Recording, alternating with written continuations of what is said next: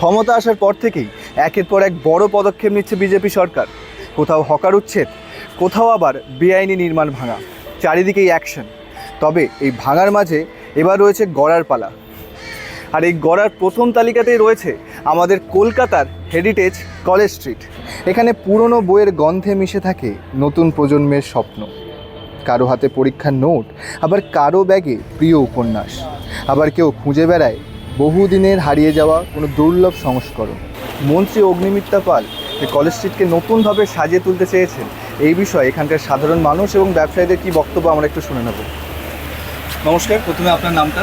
Shankar Majumdar. Free wifi হবে, যে রাস্তার ধারে দুদিকে গাড়ি দাঁড়াবে না, এই যে ব্যবস্থা, এতে কি আপনাদের সুবিধা হবে?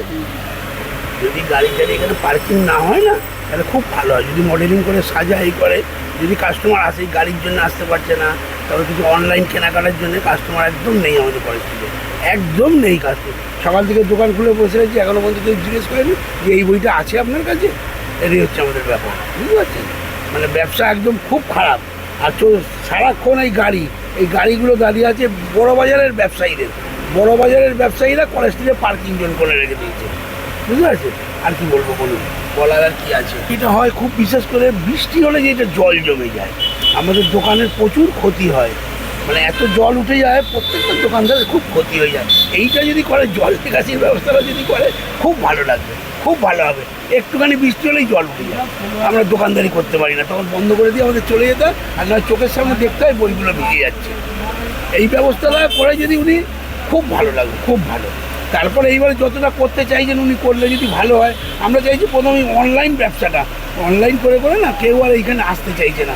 অনলাইনে কিন্তু অনেকে ঠকে যাচ্ছে, আমরা জানি, আমরা দোকানদার অনেকদিন ব্যবসা করছি তো, অনলাইনে অনেক জেরক্স বই বিক্রি হচ্ছে, অনেক কিছু বিক্রি হচ্ছে, তবুও কাস্টমার হয়তো এখানে সস্তা চলে যাচ্ছে। তারপরে এই যে গাড়িগুলো যে এরকম করে রেখে দিয়েছে, আমাদের এখানে কাস্টমার রাস্তা পার হয়ে আসতে পারে না। শুধু বই কেনার ঠিকানা নয়, জ্ঞান, সংস্কৃতি আর বাঙালিয়ানার এক জীবন্ত অধ্যায়। কলেজ স্ট্রিট মানেই বইয়ের শাড়ি, ফুটপাথ জুড়ে অসংখ্য দোকান, কফির কাপ হাতে অন্তহীন আড্ডা আর ভাবনার স্বাধীনতা। এখানেই প্রতিদিন তৈরি হয় নতুন লেখক, নতুন গবেষক, নতুন স্বপ্নদ্রষ্টা। আমাদের মঞ্চে অগ্নিমিত্রা পাল যে কলেজ স্ট্রিটে বলেছে ছাত্রদের জন্য ফ্রি ওয়াইফাই হয়ে যাবে, বসার জায়গা হবে, এতে কি তোমাদের সুবিধা হবে? হ্যাঁ, সুবিধা হবে। আমি প্রায় এখানে আসি বন্ধুদের সাথে, ঠিক আছে? এখানে বসি, কিছুক্ষণ থাকি। এখানে মানে ফোনে যদি ওয়াইফাই থাকে, তাহলে আমরা বসে একটুখানি ফোনের মধ্যে দেখতে পারি, কোনো ভিডিও ইনফরমেশন ভিডিও দেখতে পারি, যেটা আমাদের কাজে আসতে পারে। তো এটা খুব ভালোই যদি হয়তো।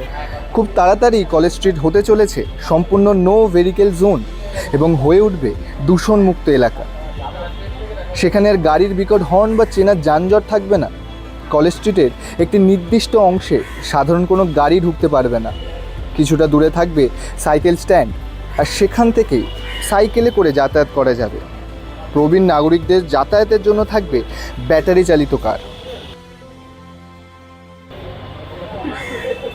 আসা যাওয়ার পথে হোক কিংবা অবসর সময়ে, আজকাল আমাদের চোখ সারাক্ষণ আটকে থাকে এই 4 ইঞ্চির মোবাইল স্ক্রিনেই। বইয়ের পাতা উল্টানো, সে চেনা গন্ধ যেন আজ কোথায় হারিয়ে যাচ্ছে। আর ঠিক সেই জায়গাতেই এবার এক মাস্টার স্ট্রোক দিতে চলেছে রাজ্য সরকার। ডিজিটাল দুনিয়ার আসক্তি কাটিয়ে নতুন প্রজন্মকে আবার বইয়ের পাতায় ফিরিয়ে আনতে এবার ভোল বদল হচ্ছে কলকাতার ঐতিহ্য বইপাড়া কলেজ স্ট্রিটের। কোনো ভাঙাভাঙি নয়, এবার সরাসরি মেকওভার। লন্ডনের বিখ্যাত অক্সফোর্ড স্ট্রিটের আদলে সাজানো হবে আমাদের কলেজ স্ট্রিট। শ্রী অগ্নিমিত্রা পালের কথায় এই ডিজিটাল যুগেও বইয়ের কোনো বিকল্প হয় না। কিন্তু বর্তমান প্রজন্ম ক্রমশ মোবাইল স্ক্রিনের প্রতি আসক্ত হয়ে বই বা লাইব্রেরি থেকে ক্রমশ দূরেই সরে যাচ্ছে। তাই এই আধুনিক এবং নান্দনিক উদ্যোগ এই সমস্ত মানুষগুলোকে আবার বইয়ের পাতায় এবং লাইব্রেরিতে ফিরিয়ে আনা, তাদেরকে বোঝানো যে বইয়ের ভেতরে যে আনন্দ আছে তা হয়তো অন্য কোথাও আর নেই। কিন্তু দেখার এখন একটা বিষয়, যে লন্ডনের অক্সফোর্ড স্ট্রিটের ছোঁয়া আমাদের এই বাংলার কলেজ স্ট্রিটে কবে বাস্তবে রূপ নেয়। আরই নিউজ বাংলা, ক্যামেরায় অর্পণের সাথে আমি আকাশ।